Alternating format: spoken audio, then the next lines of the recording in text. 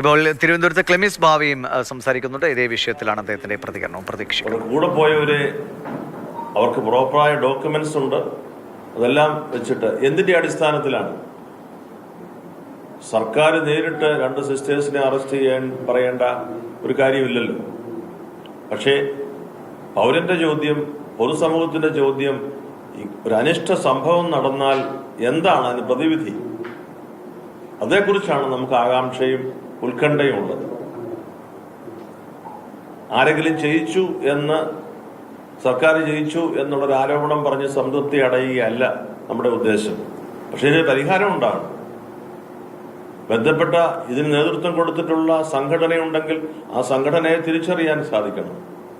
ഇത് ആവർത്തിക്കപ്പെടുന്ന, പ്രത്യേകിച്ച് ആ പ്രദേശങ്ങളിൽ ആവർത്തിക്കപ്പെടുന്ന തെറ്റാണ്. അതിനെന്താണ് നമുക്കൊരു പൊതു സമീപനം എന്നുള്ളതാണ് നമ്മൾ ചോദിക്കുന്നത്. BJP ഭരിക്കുന്ന സംസ്ഥാനങ്ങളിൽ ഇത്തരം സംഭവങ്ങൾ ഉണ്ടാകുന്നുണ്ട് എന്നാണ് പറയുന്നത്. അപ്പോൾ അതിന്റെ തുടർച്ചയാണ് കേരളത്തിലാണെങ്കിൽ പോലും ആ രീതിയിൽ മതന്യൂനപക്ഷങ്ങൾ പലതരത്തിലുള്ള വെല്ലുവിളികൾ നേരിടുന്നു. പക്ഷേ BJP തന്നെ കാണുന്നത് വീട് കേന്ദ്രീകരിച്ച് ക്യാമ്പ് ചെയ്യുകയും ഈ പറയുന്ന രീതിയിലുള്ള കേക്ക് വിതരണ ഓഫറുകൾ നടത്തുകയും മറ്റു സംസ്ഥാനങ്ങളിലേക്ക് പോകുമ്പോൾ പ്രത്യേകിച്ച് ക്രൈസ്തവ വിഭാഗങ്ങളുടെ വലിയ തരത്തിലുള്ള അതിക്രമങ്ങൾ നടക്കുകയും ചെയ്യുന്നുണ്ട്. എന്നിട്ട് അവർ പറയുന്നത് ഒറ്റപ്പെട്ട സംഭവമാണ്, ഞങ്ങൾക്ക് അറിയില്ല, അങ്ങനെ പറഞ്ഞ ഒരു കൈ കഴുകുകയാണ്. അതിന് പിന്നെയും ഈ രാജ്യത്ത് തുടരുന്ന സ്ഥിതി തന്നെയാണ് ഉണ്ടാവുക.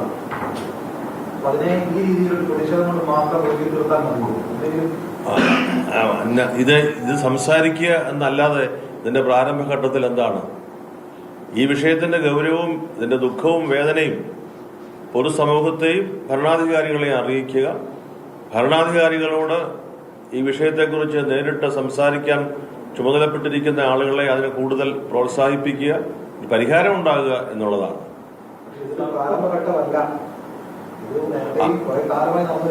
അപ്പോൾ ആരും തള്ളിക്കളയുന്നില്ല. പക്ഷേ നിങ്ങളിത് റിപ്പോർട്ട് ചെയ്യുന്നവരാണല്ലോ. നിങ്ങൾ റിപ്പോർട്ട് ചെയ്യുമ്പോൾ നിങ്ങൾക്ക് എന്ത് ചെയ്യാൻ സാധിക്കും? അടുത്ത റിപ്പോർട്ടിങ് അല്ലാതെ, അത് ഗൗരവമായി റിപ്പോർട്ട് ചെയ്യാം എന്നല്ലാതെ നിങ്ങൾക്ക് അതിൽ കൂടുതൽ ചെയ്യാൻ സാധിക്കുമോ? ഇവിടുത്തെ ക്രമസമാധാനം പാലിച്ച് ജീവിക്കുന്ന ഒരു സമൂഹം എന്ന നിലയിൽ ഇവിടുത്തെ ക്രൈസ്തവർ ഒരു കാലത്തും സമാധാനത്തിന്റെ വഴി വിട്ട് ഒരു കാര്യവും ചെയ്തിട്ടില്ല, ചെയ്യുകയുമില്ല. അവൾ ഈ സിസ്റ്റേഴ്സ്, നിരായുധരായ ഈ സിസ്റ്റേഴ്സ്, ഇവരെന്ത് അപകടമാണ് വരുത്തിവെക്കുന്നത്? ഇവരെന്ത് ദ്രോഹമാണ് ഈ സമൂഹത്തോട് ചെയ്യുന്നത്? ഇവര് മനുഷ്യക്കടത്തെന്നൊക്കെ ആരോപിക്കുന്നത് ഏത് വിഭാഗത്തിൽപ്പെട്ട ജനങ്ങളെക്കുറിച്ചാണ് എന്ന് ഓർക്കണം. സന്യാസികളെ മാനിക്കുന്ന ഭാരത സംസ്കാരത്തിൽ രണ്ട് സ്ത്രീകൾ, കന്യാസ്ത്രീകൾ, അവരുടെ വേഷത്തിൽ കാണപ്പെട്ടതിനെ ഇത്രയും അപമാനിക്കേണ്ട കാര്യം എന്താണ്? അവരെന്ത് ദ്രോഹമാണ് ചെയ്തത്?